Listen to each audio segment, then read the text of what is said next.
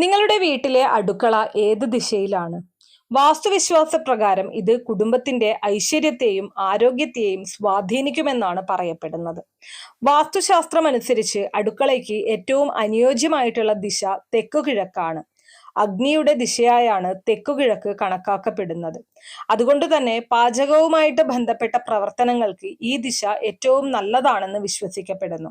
പാചകം ചെയ്യുന്ന സമയത്ത് കിഴക്കോട്ട് മുഖം തിരിഞ്ഞു നിൽക്കുന്നതും ശുഭകരമാണെന്നാണ് പറയപ്പെടുന്നത്.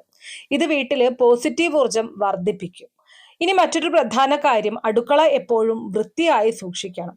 രാത്രി ഭക്ഷണം പാകം ചെയ്ത പാത്രങ്ങൾ കഴുകാതെ വയ്ക്കുന്നതും അടുക്കള അലങ്കോലമായിട്ട് കിടക്കുന്നതും പലരും ഒഴിവാക്കാനാണ് നിർദ്ദേശിക്കുന്നത്.